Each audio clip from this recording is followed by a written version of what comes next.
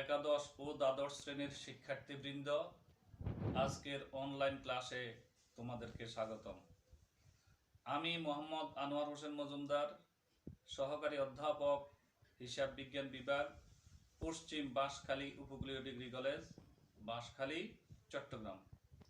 প্রিয় শিক্ষার্থীবৃন্দ, আজকে আমরা আলোচনা করব আমাদের যে পাঠ্য বই, সেই পাঠ্য বইয়ের প্রথম অধ্যায়ের 103 পৃষ্ঠার সমস্যা 39 এর সমাধান সম্পর্কে।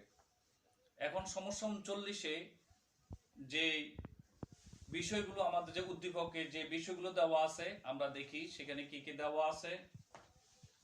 সমস্যা 39, জনাব মুশফিকের হিসাব বই থেকে নিম্নের ঘটনাগুলো নেওয়া হয়েছে। 2014 জানুয়ারি 1, জনাব মুশফিক 20,000 টাকা নগদ ও 5,000 টাকা আসবাবপত্র নিয়ে ব্যবসা আরম্ভ করেন। জানুয়ারি 3, 5,000 টাকা মূল্যের মাল ধারে ক্রয় করেন। জানুয়ারি 9, 15,000 টাকা বেতনে একজন কর্মচারীকে নিয়োগ দিলেন। জানুয়ারি 15, নগদে মাল বিক্রয় 17,000 টাকা। জানুয়ারি 20, ব্যক্তিগত হিসাব থেকে আয়কর প্রদান 4,000 টাকা। জানুয়ারি 25, মজুরি প্রদান করেন 1,500 টাকা। প্রদত্ত উদ্দীপক থেকে যে প্রশ্নগুলো দেওয়া হয়েছে আমাদেরকে, আমরা সেগুলো একটু দেখি, তারপর আমরা সেগুলোর সমাধান সম্পর্কে আলোচনা করব। ক, লেনদেন নয় এমন ঘটনাগুলো চিহ্নিত করো।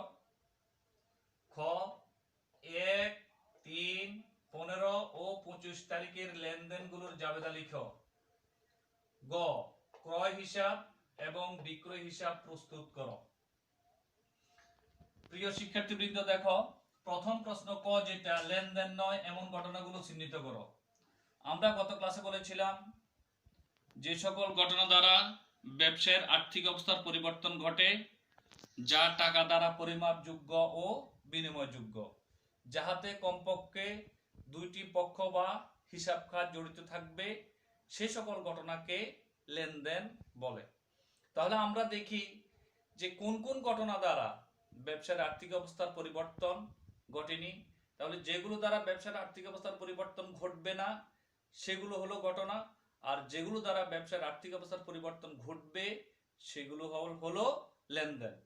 তাহলে এই যে সমস্যাটা আমাদেরকে দেওয়া আছে, এই সমস্যাগুলোতে আমরা দেখছি যে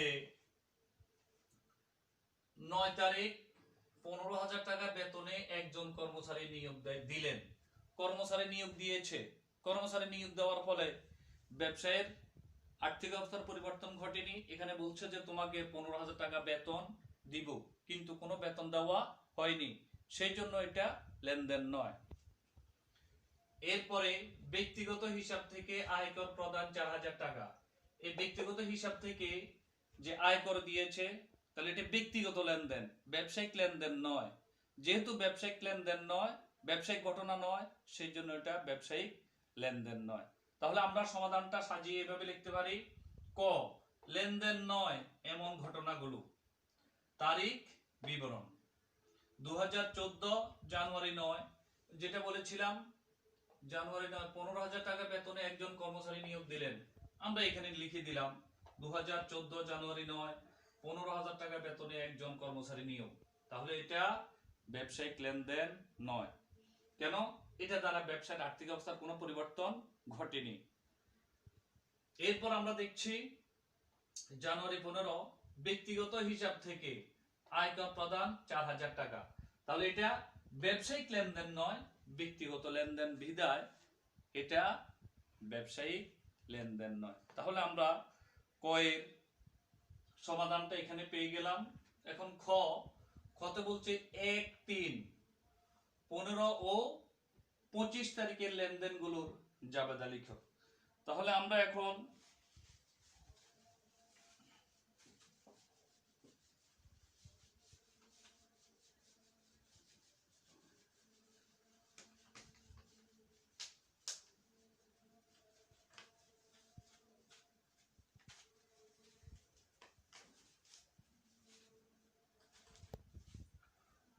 প্রশ্ন ক্ষয়ের আমরা সমাধান করব ইনশাআল্লাহ।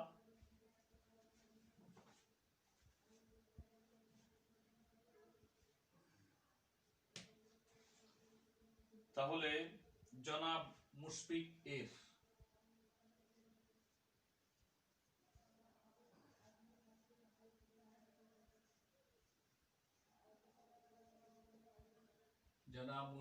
এর জাবেদা।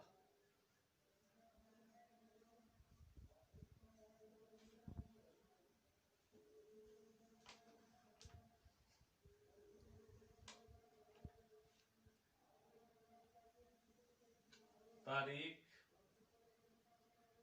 হিসাবের শিরোনাম ও ব্যাখ্যা, সূত্র, ডেবিট টাকা, ক্রেডিট টাকা। তাহলে আমরা কলামগুলোর নাই 5টা কলাম, তোমরা জানো জাবেদাতে মোট 5টি কলাম থাকে। তারিখ, হিসাবের শিরোনাম ও ব্যাখ্যা, সূত্র, ডেবিট টাকা, ক্রেডিট টাকা। তাহলে আমরা এই কলামগুলোর নাম লিখে নিই। তারিখ, হিসাবের শিরোনাম ও ব্যাখ্যা,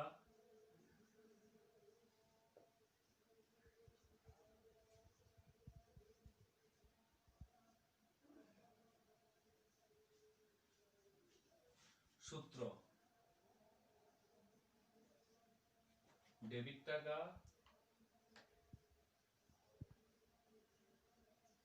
ক্রেডিট টাকা।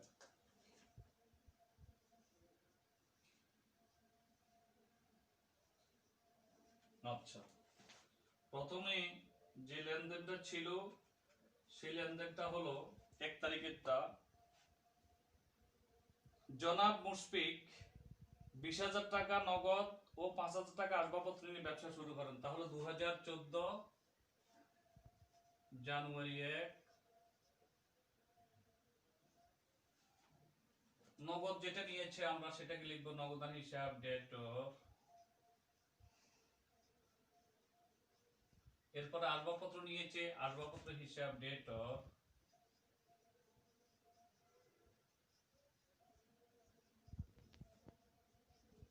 এরপরে মূলধন হিসাব,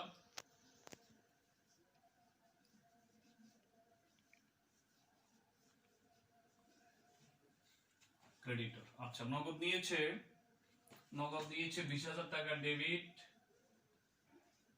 এরপরে আসবাবপত্র আছে 5,000 টাকা, তাহলে দুইটা মিলে 25,000 টাকা। এখন যেহেতু হিসাবে জাবেদাতে সবসময় ব্যাখ্যা থাকবে, তাহলে আমরা এখন ব্যাখ্যা লিখব নগদ টাকা ও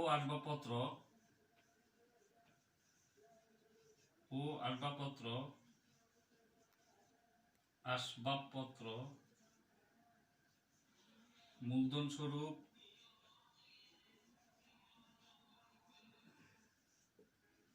কারবারে আনয়ন করা হলো।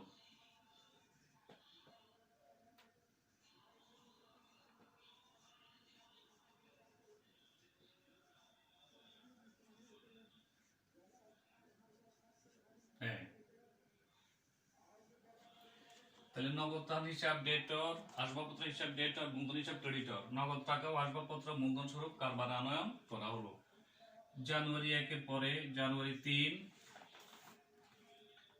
5,000 টাকা মূল্যের মাল ধারে ক্রয় করা হলো। তাহলে আমরা এখন লিখবো ক্রয় হিসাব।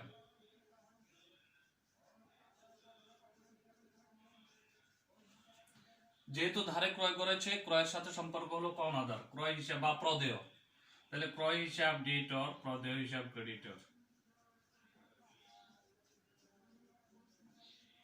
কারণটা আমরা দিব ধারে মাল ক্রয় করা হলো।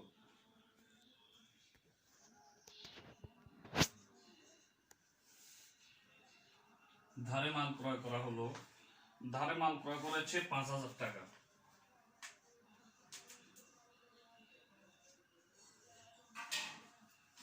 এরপরে জানুয়ারি 1-3 এর পরে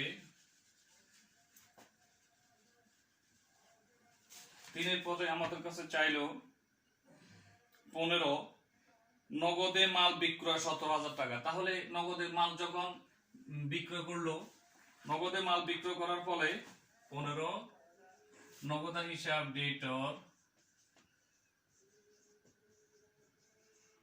বিক্রয় হিসাব ক্রেডিটর, নগদে মাল বিক্রয় করা হলো।